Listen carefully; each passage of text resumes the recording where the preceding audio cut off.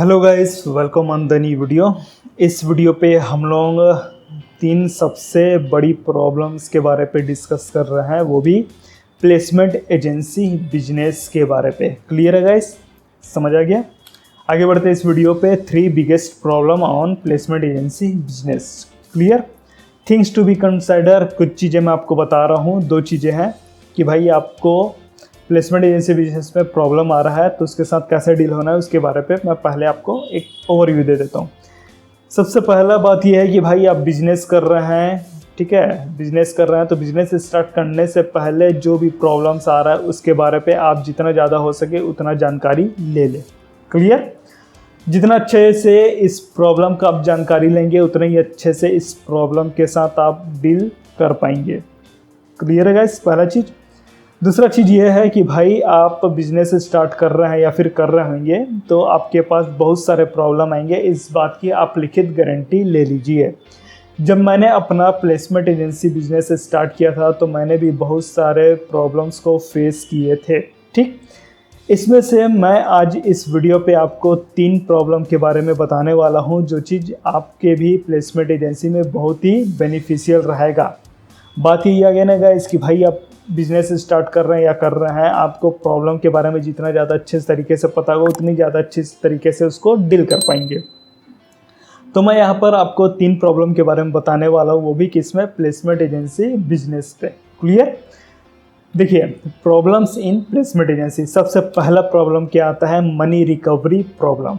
ठीक, भाई आपने प्लेसमेंट एजेंसी स्टार्ट किया है और आप क्या बोल रहे हैं, आपने रजिस्ट्रेशन चार्ज ले रहे हैं कैंडिडेट से। 300 रुपीज़ ले रहे हैं, 500 रुपीज़ ले रहे हैं, कई लोग 1000 रुपीज़ भी रजिस्ट्रेशन चार्ज ले रहे हैं। दूसरा चीज़ इसमें आता है कि भाई आप क्या कर रहे हैं, फर्स्ट मंथ का हाफ सैलरी ले रहे हैं as a consultancy charge. Consultancy charge मतलब मैं सीसी ले लिया, ठीक है। कंसल्टेंसी चार्ज आप फर्स्ट मंथ का हाफ सैलरी ले रहे हैं। किससे ले रहे हैं? कैंडिडेट से ले रहे हैं, ठीक है। कुछ प्लेसमेंट एजेंसी ऐसे रहते हैं, उन लोग क्या करते हैं, कंसल्टेंसी चार्ज किससे लेते हैं? कंपनी से लेते हैं। क्लियर? कंपनी से लेते हैं, कैंडिडेट को कुछ पे नहीं करना रहता। ठीक, मैं यहाँ पर लेके चला सिचुएशन कि भाई आप क्या कर रहे हैं, कैंडिडेट से आप कंसल्टेंसी चार्ज ले रहे हैं। कितना ले रहे हैं? फर्स्ट मंथ का हाफ सैलरी। अब बात ये आ गया कि मान लिया जाए ये एक कैंडिडेट है, ठीक, ये एक कैंडिडेट है, ये क्या किया, आपके प्लेसमेंट एजेंसी पे आया और इसने क्या किया, आपको रजिस्ट्रेशन फीस दे दिया 300 रुपीज़ का। ठीक, आपने क्या किया, इसको पहले इंटरव्यू पे भेजा, दूसरे पे भेजा, तीसरे पे भेजा, चौथे पे भेजा। पहले पे नहीं हुआ, दूसरे पे नहीं हुआ, तीसरे पे नहीं हुआ, चौथे पे इसने क्या कर लिया, ज्वाइन कर लिया। क्लियर? अब ज्वाइन कर लिया, मान लिया जाए इसका पेमेंट है 10,000 रुपये, तो आपका कंसल्टेंसी चार्ज कितना बनता है? 5,000 रुपये पहले महीने का हाफ सैलरी, सिर्फ पहले महीने का। क्लियर है?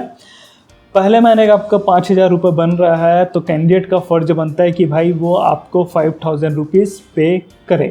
क्लियर? यहाँ तक का क्लियर हो गया। कई कैंडिडेट ऐसे रहते हैं जो आपको पे करना नहीं चाहते। क्लियर? क्यों नहीं चाहते हैं? पहला कारण इसका ये रह सकता है कि भाई उसके पास कुछ फाइनेंशियल प्रॉब्लम हो, पैसे की बहुत ज़रूरत हो, इसके कारण पे नहीं करना चाहते। कुछ कैंडिडेट ऐसे रहते हैं, उन लोग 10 से 15 दिन जॉब करेंगे, फिर वहाँ स्किप कर देंगे। स्किप करने के बाद फिर से आपके प्लेसमेंट एजेंसी में आके बढ़ जाएंगे और बोलेंगे कि भाई मैंने आपको 300 रुपये पे किया है, आप मेरे को दूसरा जॉब बताइए। तो यहाँ पर क्या हुआ कि भाई ये कैंडिडेट आपके लिए गले का हड्डी बन जाता है। कैसे? वो आपके प्लेसमेंट एजेंसी में बार बार विजिट करते रहेगा और बोलते रहे कि मैंने आपको 300 रुपीज़ पे किया है। हर जगह क्या करेगा, 10-15 दिन काम करेगा, फिर छोड़ देगा, फिर आपके पास आ जाएगा और बोलेगा कि मेरे को वो जॉब पसंद नहीं है, ऐसा वैसा, तो गले का हड्डी बन जाता है।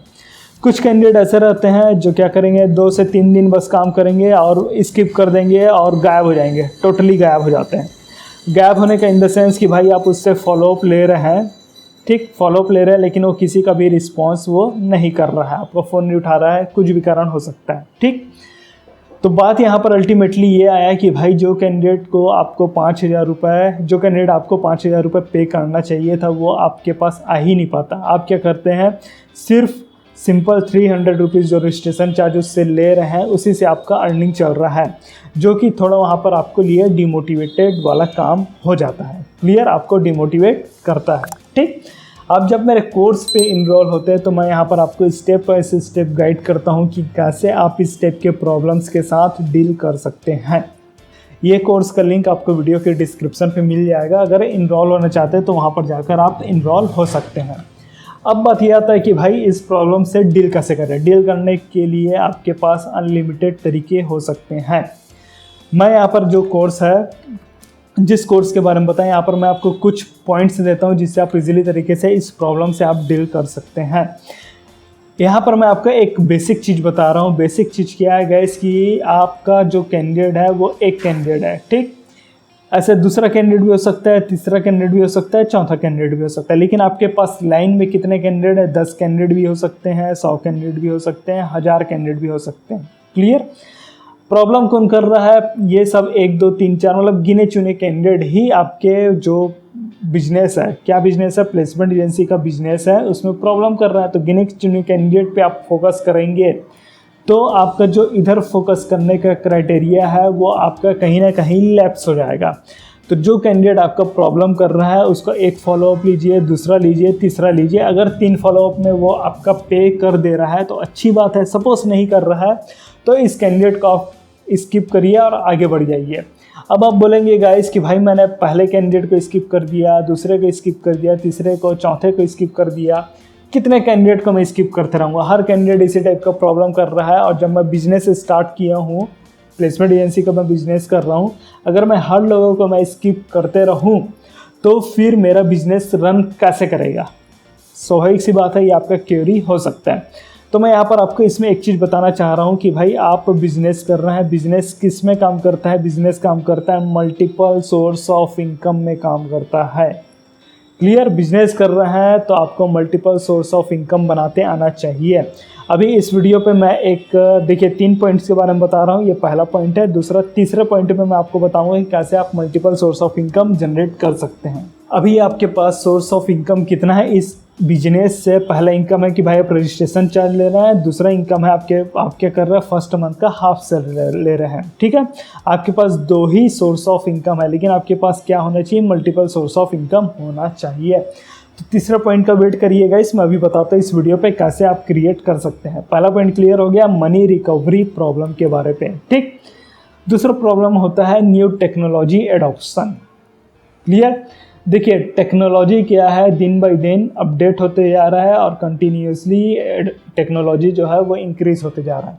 आप अपने बिजनेस पे पुराने तरीके से वर्क करेंगे तो इसके बहुत ही ज़्यादा चांसेस है जो आपका कॉम्पिटिटर है वो इजीली तरीके से ग्रो कर जाए और आप क्या करें, वहीं का वहीं स्टेबल रह जाए, आप ज़्यादा ग्रो ना कर पाए।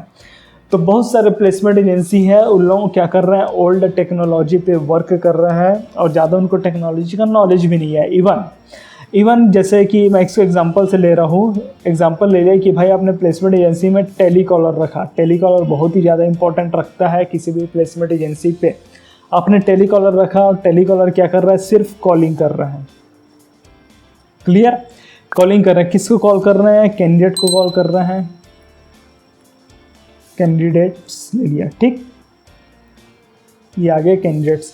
और किसको कॉलिंग कर रहे हैं? भाई कोई उनके पास जॉब का क्वेरी आया है। ठीक, जॉब का क्वेरी कौन डाल रहा है? क्लाइंट डाल रहा है।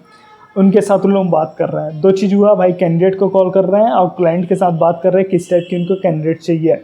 लेकिन अगर थोड़ा सा आप यहाँ पर टेक्नोलॉजी यूज़ करें तो इसमें क्या है, बहुत सारा टाइम जाता है। टेक्नोलॉजी आप यूज़ करते हैं जो आपका टाइम कंज्यूमिंग है वो बहुत ही कम हो जाता है। क्लियर, टेलीकॉलर का एग्जांपल लिया, और भी बहुत सारे सेगमेंट रहते हैं आपके प्लेसमेंट एजेंसी पे।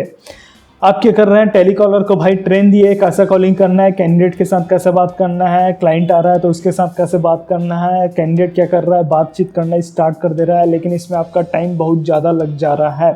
बहुत ज़्यादा टाइम लग रहा है, आप टेक्नोलॉजी को अडॉप्ट नहीं कर रहे हैं। यहाँ पर क्या कर रहा है?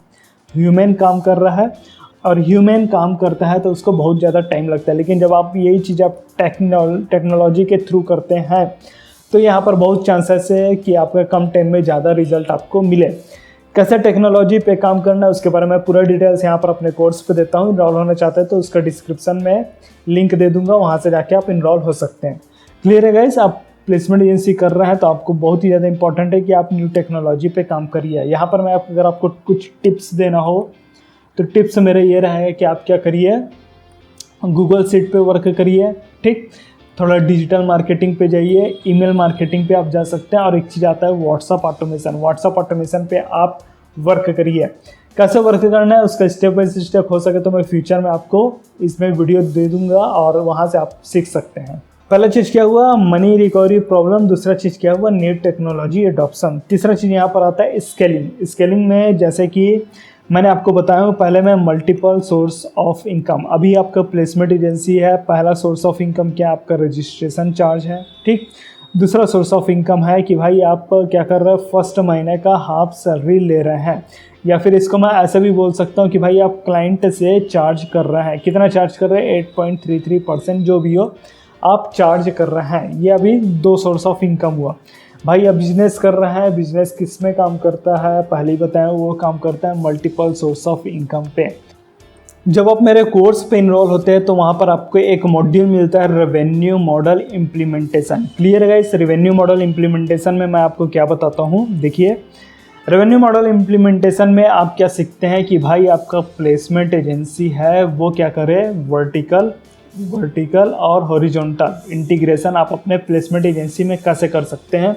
Even multiple source of income पे कैसे आप इसमें वर्क कर सकते हैं, उस चीज़ के बारे में बताता हूँ। पूरा स्टेप बाय स्टेप मैं आपको यहाँ पर गाइड करता हूँ। गाइस ये जो वर्टिकल एंड हॉरिजॉन्टल इंटीग्रेशन है, वर्टिकल एंड ये क्या हुआ, हॉरिजॉन्टल इंटीग्रेशन है, बहुत ही बड़ा टॉपिक है। इस टॉपिक पे मैं अलग से एक फ्री वीडियो आपके लिए लाने वाला हूँ इस यूट्यूब चैनल पे। यहाँ पर जाकर आप उस वीडियो को एक्सेस कर सकते हैं, जहाँ पर मैं आपको स्टेप बाय स्टेप बताऊँगा कि कैसे इस पॉइंट पे आप इस पे एक्स्ट्रा सोर्स ऑफ इनकम कैसे जनरेट कर सकते हैं, वो भी अपने प्लेसमेंट एजेंसी पे। क्लियर है गाइस। लेकिन जब आप मेरे कोर्स पे आते हैं तो वहाँ पर मैं आपको पूरा स्टेप बाय स्टेप डिटेल पे बताता हूँ कि कैसे रेवेन्यू मॉडल पे आपको वर्क करना है प्लेसमेंट एजेंसी बिजनेस के लिए। क्लियर है गाइस, समझ आ गया आपको कि भाई पहला क्या है कि भाई कैंडिडेट आपके पास आ रहा है, वो क्या कर रहा है, ज्वाइनिंग होने के बाद आपको जो कंसल्टेंसी चार्ज है उसको पे करने के लिए रेडी नहीं होता। दूसरा बात यह है कि भाई आपको क्या करना है, टेक्नोलॉजी, न्यू टेक्नोलॉजी उसको अडॉप्ट करना है, न्यू टेक्नोलॉजी के साथ उस पर वर्क करना है। तीसरा चीज़ क्या है गाइस कि आप बिजनेस कर रहे हैं तो मल्टीपल सोर्स ऑफ इनकम पे काम करिए और अपने बिजनेस को स्केलिंग करिए। अब बात आता है आपका एक्शन स्टेप के बारे पे। एक्शन स्टेप ये है कि भाई आप बिजनेस कर रहे हैं, अपने बिजनेस के प्रॉब्लम को आइडेंटिफाई करिए और उसको सॉल्व करिए। क्लियर है गाइस, समझ आ गया। तो मैं मिलता हूँ आपको नेक्स्ट वीडियो पे, तब तक के लिए take care and thanks for watching.